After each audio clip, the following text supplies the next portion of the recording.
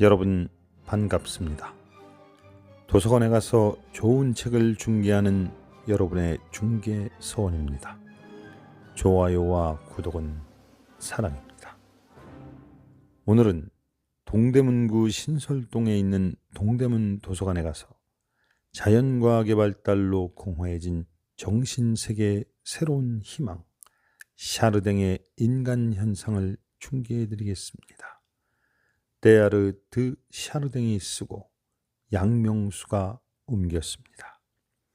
샤르댕은 지질학자였고 고고학자였으며 사상가였습니다. 그의 진화론은 단순히 삶을 바깥만 보는 과학에 머물지 않고 물질의 내면을 주장하고 인류의 미래를 내다보는 데까지 이릅니다. 그는 물질과 정신을 연결선 위에서 보는 독특한 사상을 가졌습니다. 우주의 사건에 대한 그의 생각을 여러 각도와 관점에서 드러낸 저서 중에서 인간 현상은 가장 중요한 책입니다. 그가 밝힌 한화됨에 담긴 깊은 뜻에 빠져보겠습니다. 자, 그럼 산책을 시작하겠습니다. 어떤 사물을 과거로 되돌리는 것은 매우 단순한 원소로 환원하는 것이다. 처음으로 한껏 되돌아가면 사람을 구성하는 마지막 소재는 우주의 구성물질과 일치하게 될 것이다. 우주의 바탕, 과학에서 분석의 분석을 거듭할 때 마지막 남는 문제가 바로 이것 아닌가. 그 문제로는 어디서 주워들은 사람과 실험을 통해 안다고 하는 사람 사이에 구분이 쉽지 않다. 그만큼 아직 풀리지 않는 문제이며 나 역시 그 우주의 바탕이 이것이라고 점잖게 기술할 능력이 없다. 뿐만 아니라 그 문제의 답은 물론이고 답을 내기 위한 가설마저도 제기하는 사람마다 하루가 다르게 바뀐다. 지금까지 인정하는 원자 이론도 대부분 학자들이 어떤 필요에서 만든 것으로 얼마 후에 또 바뀐다. 오늘날 학자들이 말하는 원자의 모습은 물질에서 추출되는 수많은 효과들이 모순되지 않음을 보이기 위한 수단으로서 결국 통계 자료의 산물이다. 게다가 그 효과들은 아무리 가중치를 더한다 해도 사람에게까지 연장되지는 못하는 것들이다. 물리학 차원으로 보거나 현실로 보거나 우주의 바탕은 조각낼 수 없는 것이다. 일종의 거대한 원자와 같은 그것은 나눌 수 없는 유일한 실체를 이루고 있다. 그것이 속으로 뭉치고 뭉치면 나중에 생각이 생기는데 나눌 수 없는 전체 덩어리는 생각 밖의 것이다. 사람이 속해 있는 이 우주가 강력하게 합치는 힘으로 뭉친 하나의 조직이요 덩어리이며 하나의 양자라는 것을 모르는 사람은 역사나 의식이 우주 속에서 차지하는 자리가 무엇인지 알 수 없다. 우주는 그 수없이 많은 여럿이 하나의 조직을 이루는 것이며 그 하나됨으로 보면 하나의 덩어리이며 그 에너지로 보면 하나의 양자다. 우주는 하나의 전체로 존재한다. 그것을 그려볼 수 있는 방법은 한 가지밖에 없다. 즉 거대한 덩어리로 보는 것이다. 그런데 그 덩어리를 자세히 들여다보면 단순히 엉켜있는 것이 아님을 쉽게 알게 된다. 앞에서 우리는 원소들이 거미줄이나 망처럼 서로 얽혀있다고 생각했는데 그런 얘기를 들으면서 그물 같은 것이라 생각할지도 모른다. 그러나 그물 역시 나눌 수 없지만 그물의 경우는 비슷한 단위들이 늘어서 있어 원소 하나만 보아도 전체를 알게 되고 반복의 법칙에 따라 그 다음이 어떻게 될지 알게 된다.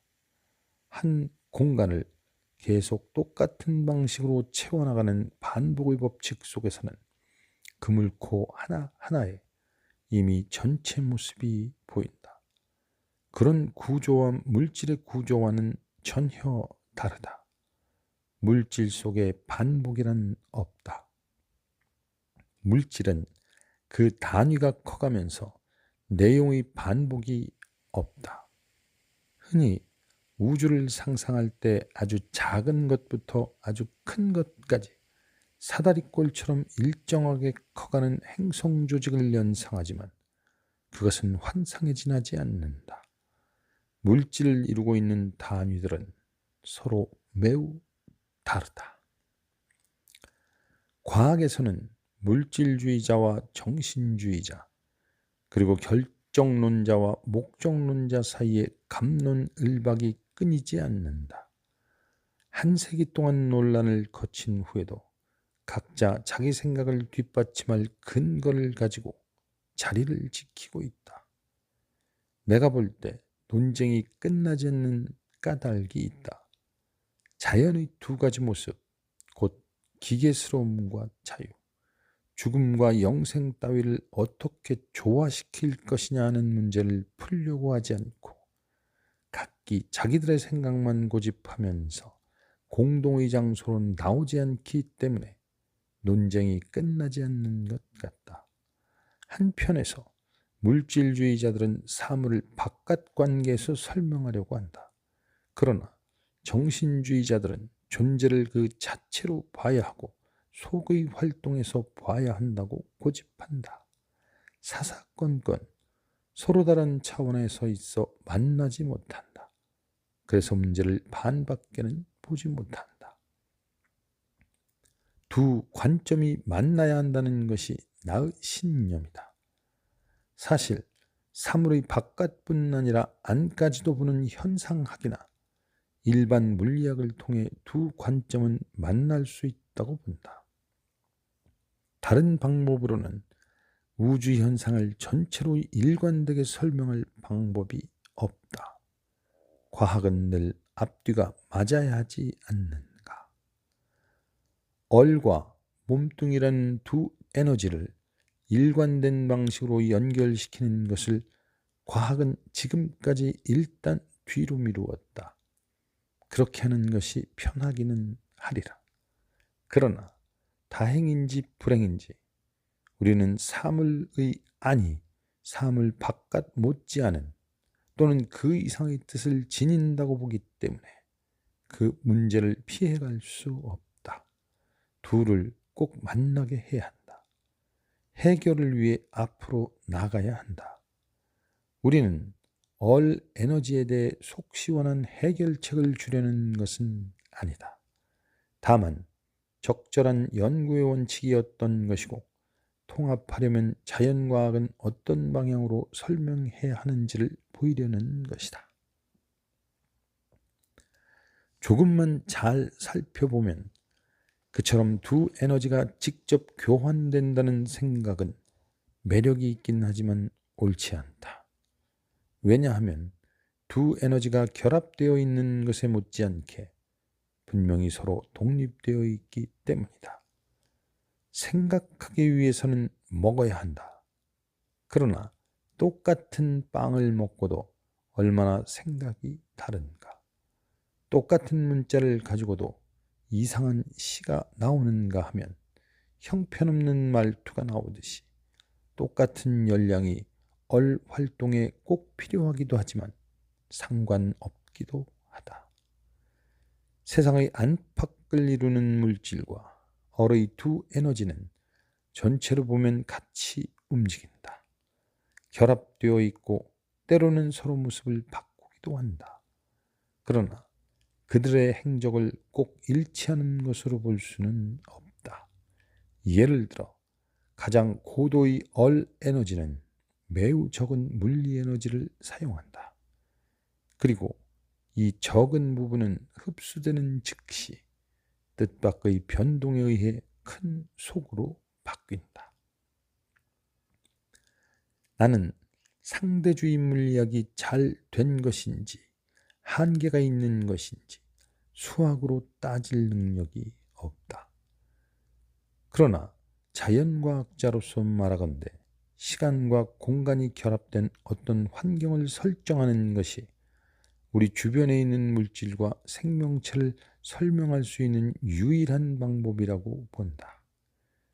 자연의 역사에 대해 지식이 늘수록 어떤 순간에 어떤 물체와 형태가 있다는 것은 존재의 공간 또는 형태 분산에 따라 시간의 길이가 변하는 어떤 과정을 전제로 한다는 것을 인정하게 된다. 공간거리, 형태의 차이는 모두 하나의 흐름, 곧 시간의 지속을 전제로 하고 그것을 표현한다. 아주 간단한 예로 현재 생존하는 척추동물을 보자. 린네 당시부터 동물 분류 방식이 매우 발전되어 목, 과, 속 따위로 체계화되었다. 그런데 그런 분류가 정확하지 않다는 얘기가 자연과학자들의 입을 통해 끊임없이 있었다. 오늘날 우리는 린네의 체계가 오랫동안 나타난 수많은 계통 타발 중에서 현재까지 내려온 부분만 보여주고 있음을 알게 되었다. 결국 생물체의 여러 형태에 대한 동물학의 분류는 시대 차이를 무시하는 결과를 낳는다는 얘기다. 우리는 별들의 거리와 그 규모에 관심 없이 밤하늘을 쳐다볼 수 있다. 마찬가지로 만일 우리 눈이 아주 작은 세계에 익숙해진다면 인간 세계와 물방울의 세계를 가르는 차이를 실감하지 못할 수 있다. 엄청나게 작은 것까지 정확하게 잴 수 있다고 말하곤 한다. 그러나 우리가 살고 있는 현실의 틀 속에서 그것들이 어디쯤 속하는지 생각해 보았는가? 시야를 조정하는 노력이 필요하다. 적어도 막 탄생하는 생명, 지극히 작은 알갱이 생명의 비밀 속으로 들어가려면 말이다. 최초의 세포가 지극히 작았으리라는 사실은 의심의 여지가 없다. 거대 분자에서 시작되었다는 사실을 봐도 그렇다. 그리고 오늘날 볼 수 있는 작은 생명체들을 관찰하면 그 점이 분명히 드러난다. 박테리아는 우리 시야에서 사라질 때 그 길이가 1만 분의 2mm에 불과하다. 그런데 이 우주에는 크기와 숫자 사이에 무슨 관계가 있는 것 같다. 크기가 작을수록 그 수효는 많다. 그들 앞에 비교적 큰 공간이 펼쳐진 결과인지 아니면 행동 반경이 작은 것을 보상하기 위함인지는 모르겠다. 어쨌든 최초의 세포는 그 수효가 엄청났을 것이다. 따라서 우리가 생명이 막 탄생하는 곳에 가까이 가서 본다면 그것은 엄청나게 작으면서 엄청나게 많이 보일 것이다. 생명체 안으로 합체된 분자들은 그들이 속한 화학 집단별로 똑같은 방식을 따라 불균형을 이룬다. 빗줄기가 그것들을 통과하면 그 빗줄기를 같은 방향으로 돌린다. 모두 우선형이라든지 모두 좌선형이라든지 그런 식이다. 더욱 특이한 것이 있다. 박테리아에서 사람에 이르기까지 모든 생물체는 똑같은 형태의 비타민과 효소를 지니고 있다. 포유동물이 그렇고 네 발 달린 척추동물이 그렇다. 꼭 그럴 필요가 없을 것 같은데 생명체들이 같은 배열을 지니고 있는 것은 처음에 어떤 선택이나 분류가 있었음을 암시하지 않을까. 원형질이 화학적으로 똑같은 모습을 하고 있는 데서 사람들은 현재 모든 유기체가 똑같은 조상 집단에서 생겼을 것이라는 증거를 찾고자 했다. 너무 멀리 가지 않고 그저 생명의 문턱에 다다른 거대한 탄화물질 집단 사이에 처음보다 어떤 구분, 예를 들어 우선형과 좌선형 같은 것이 있었다고 말할 수도 있으리라. 뭐라고 하든 상관은 없다. 생명이 처음으로 공기에 노출될 때 척추동물은 놀라운 특징을 나타내고 있다. 우리는 그 점에 대해 생각해 보아야 한다. 그것은 뼈대의 형식이 예외 없이 보행동물과 똑같다는 점이다. 어떻게 그럴까? 양서류와 파충류, 그리고 포유류가 네 발을 가졌다는 것은 간편한 이동 양식으로의 수렴으로 볼 수 있다. 그러나 이 네 개의 기관이 똑같은 구조를 가진 것에 대해서는 어떻게 설명할 수 있을까?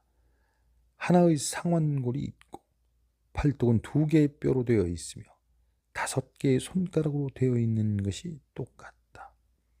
이것은 오직 한 번 발견되고 실현된 우연한 배합 가운데 하나가 아닐까? 포유동물의 세 개의 돌기 얘기를 할 때 내린 결론이 다시 등장한다. 결국 지상에 사는 유패류는 굉장히 다양함에도 불구하고 생명이 이룬 특별한 하나의 해결책 안에서 변화를 이룬 것이다. 생명의 깊이를 제대로 알려면 먼저 앞에서 포유류군이라고 불렀던 것으로 되돌아가는 게 도움이 되리라. 왜냐하면 이 군이 비교적 젊기 때문에 진화에 걸린 시간을 알기 쉬울 것이다. 백악기 끝에서 파충류 너머로 출현하는 시간부터 측정할 때 말이다. 제3기 전체에다가 조금 더 더한 시간이다. 약 8천만 년으로 본다. 여기서 우리가 인정해야 할 점이 있다. 동물학적으로 같은 가지 위에도 여러 군들이 주기적으로 형성된다는 점이다. 동물학적인 시간 간격을 알려면 8천만 년에다 그 기간 안에 있는 군의 수를 곱하면 된다. 네발짐승 첫 단계와 포유동물까지에는 군이 셋이다. 곱하면 엄청난 수가 나온다. 그런데 그것은 지질시대가 트라이아스기, 페름기, 그리고 석탄기로 이어지는 광범한 시기에 이루어진 사실과 일치한다. 물리학자들은 선 캄브리아기의 라듐 광물 속에 들어있는 나브양을 측정한 결과 퇴적층에 석탄의 흔적이 보인 것이 15억 년 전이라고 결론지었다. 그러나 최초로 유기체가 나타난 것은 그 최초의 흔적보다 이전 아닌가? 이 두 개의 연대 측정 방법이 서로 측정할 때는 어떻게 지구의 나이를 계산하는가? 라듐의 붕괴 속도로 계산해야 하는가? 아니면 생명체 결성 속도로 계산해야 하는가? 세콰이아 나무 한 그루가 완전히 자라는데 5,000년이 걸린다면 아직 아무도 그 나무가 죽는 걸 보지 못했다니 생명나무 전체는 얼마나 큰 세월일까? 진화란 알고 보면 얼에너지 또는 방사에너지의 끊임없는 증가, 바로 그것이다. 우리 눈에 보이는 기계에너지 또는 탄젠트 에너지는 늘 일정한데 그 일정한 기계에너지 뒤에서 얼에너지가 끊임없이 증가하며 그것이 바로 진화다. 그리고 탄젠트 에너지와 방사 에너지, 이 두 에너지를 잇는 것은 무엇이라고 했는가? 정돈이라고 했다. 정돈의 발전은 안으로 의식이 커지면서 깊어지는 두 가지 모습으로 나타난다. 유기물질이 들끓어 만들어 놓은 갖가지 복잡성 속에서 단지 겉모습의 변화에 불과한 것과 정말 우주 바탕의 혁신인 것을 구별하기가 쉽지 않다. 그래서 우리는 생명이 이룩한 여러 가지 복합물 중에 그것을 담고 있는 존재의 얼의 진보와 별개인 것이 있음을 인정하는 선에서 만족하자. 내 가설이 맞다면 진부한 변화들 속에서 정말 복잡하며 본질적인 변화를 보이는 것, 그것을 잡아내야 한다. 생명이 복잡하게 되어가는 방식은 여러 가지 있지만 신경조직의 변화야말로 주목할 만한 것이다. 거기에는 어떤 방향이 있다. 신경조직의 변화에 방향이 있다는 사실은 진화에 어떤 방향이 있음을 입증한다. 그것이 나의 결론이다. 그런데 거기에는 필연의 귀결이 따른다. 생명체에는 신경이 의식의 지표다. 그것이 우리의 출발점이었다. 거기에다 조금 전에 우리는 신경이 시간이 감에 따라 계속 완전해져 간다는 점을 덧붙였다. 신경의 완성도가 시간의 흐름과 밀접히 연관되어 있다는 얘기다. 우리 생각의 근거를 분명히 해주고 앞으로 우리 얘기가 어떻게 전개될지 가늠하게 하는 결론이다. 생명체의 역사를 밖에서 보면 전체로 보거나 갈라져 나간 가지로 보거나 거대한 신경조직의 역사를 드러내는데 그것은 안으로 어떤 얼상태가 이룩되는 것과 일치한다. 겉으로는 신경섬유와 신경절이 보인다. 그 속에는 의식이 있다. 우리가 찾는 것은 이리저리 얽힌 겉모습을 정돈할 법칙이었다. 그리고 이제 그것을 찾았다. 진화에 들어있는 정신 차원을 알고자 했던 우리 당초의 바람도 만족할 만치 되었다. 우리 지구는 우주 조각에서 생겼다. 그런데 처음에 우주 조각 속에 들어있던 가치 있는 것, 활발한 것, 발전의 힘이 있는 것은 모두 이제 참 얼루리 속에 모여있다. 현대과학이 그 점을 알면 큰 도움이 될 것이다. 그리고 얼루리의 기원을 생각할 때 우리가 마음에 두어야 할 점은 그 세계의 탄생이 거대한 사건임에도 불구하고 조용히 이루어졌다는 점이다. 물론 오랫동안 널리 준비되었기 때문이지만 말이다. 사람은 조용히 이 세상의 모습을 드러냈다. 사람의 기원을 과학으로 풀려고 한 지 한 세기쯤 지났다. 과학자들이 몰려들어 과거의 어떤 점을 사람됨의 원점으로 삼으려고 했다. 선사시대를 찾는 것은 대체로 그런 작업으로 볼 수 있다. 사람의 화석이 많이 발견될수록 사람의 해부학적 특성이나 지질학적 연계성이 잘 밝혀졌다. 그리고 그럴수록 분명해진 것은 사람이라는 종이 나타난 단계, 곧 반성이 나타난 단계가 매우 특이하지만 모든 지표나 자료를 종합해 볼 때 사람이 나타날 무렵 자연에 큰 변화가 없었다는 점이다. 둘레를 둘러보든지 혈통의 혈태론을 찾아보든지 그 집단 전체의 구조를 들여다보든지 사람은 다른 어떤 종과도 다를 게 없이 출현했다. 호모 사피엔스의 생각은 자유로웠다. 그래서 동굴벽에 생각을 쏟아놓았고 아직까지도 생생하다. 이 세 사람은 예술을 가져왔다. 아직 자연예술이지만 매우 활발한 활동이었다. 그리고 그 예술 언어 덕택에 우리는 사라진 존재의 의식 속에 처음으로 들어가 볼 수 있게 되었다. 동작이나 영상의 완성도나 장식용 조각품의 놀라운 기법을 보면서 그 먼 옛날 예술가들이 지녔던 관찰력이나 상상력, 창조의 기쁨 따위를 느껴보는 게 나을 것이다. 의식의 향기가 풍긴다. 단지 돌아볼 뿐 아니라 겉으로 내뿜는 의식이다.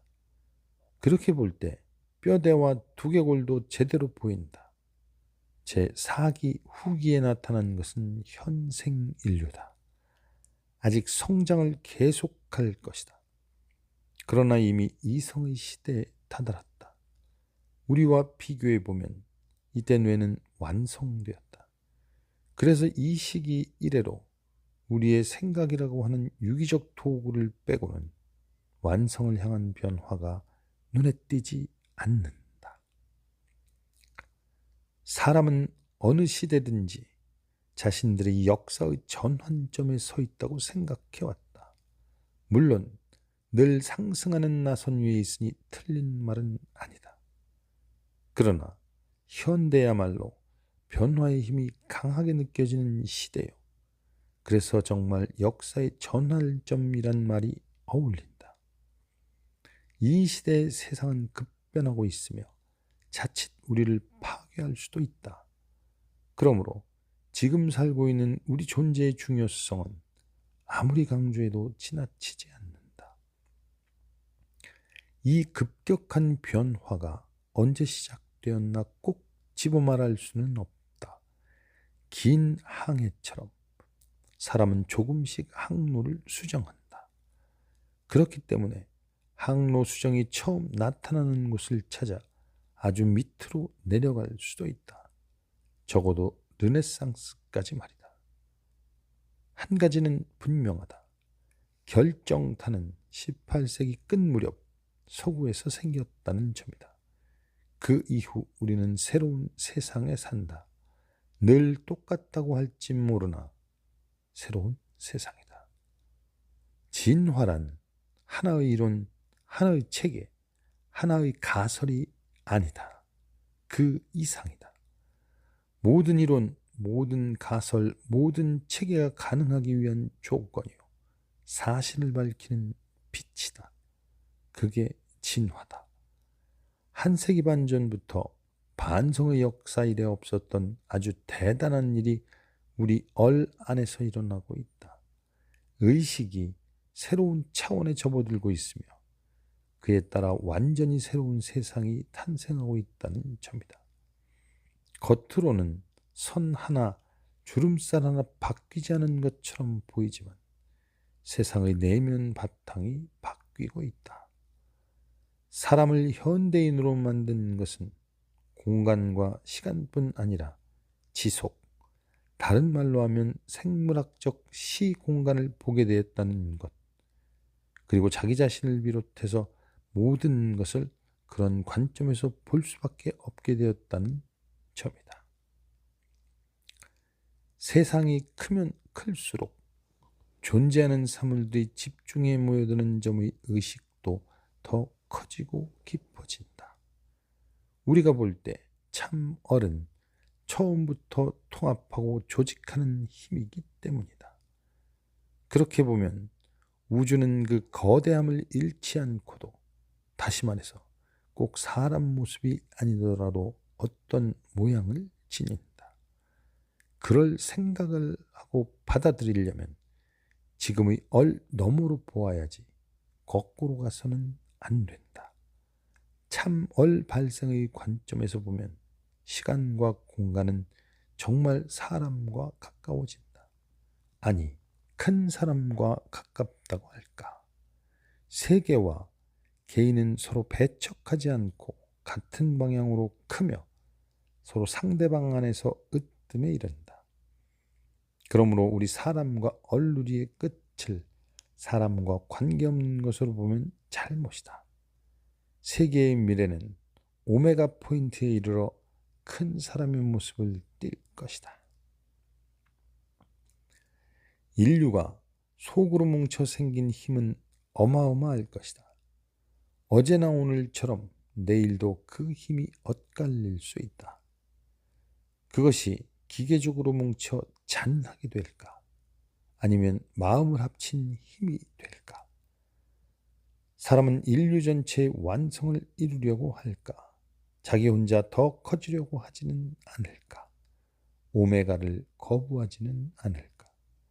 그 경우에 얼루리는 하나됨에 거의 이르면서 동시에 서로 다른 두 방향으로 나뉠 수 있다. 얼누리가 이루어지는 과정에서 추측할 수 있는 일이다. 생각이 결코 하나로 뭉치지 못한다는 얘기다. 그때 사랑은 얼누리의 일부만 건드리고 만다. 자기를 떠나 남에게 가는 결단을 내린 일부 사람들만 해당된다. 마지막으로 또 한 번 가지치기를 한다는 얘기다. 그렇게 되면 대개 다음과 같은 세 가지 일이 미래에 일어나게 된다. 먼저, 지구 전체가 하나 될 가능성은 사라진다. 그리고 의식은 서로 다른 두 개 이상을 조차 안에서 분리된다. 큰 중심, 둘레를 도는 사람들은 따로 있고 큰 중심은 그들을 이끈다. 이 세 가지가 동시에 최고도에 달하면 세상은 끝나게 된다. 물질이 말라 끝이 나는 지구, 하나 되는 형태를 갖추지 못한 채 갈라지는 얼누리, 세상의 일부만 시간과 공간과 악을 넘어 끝까지가 통합을 이룬다. 그러나 그것은 진보가 아니다. 눈에 보이는 세상을 훌쩍 넘어 황홀경에 젖은 것뿐이다. 얼누리의 수렴하는 특성과 맞지 않는 가설이다.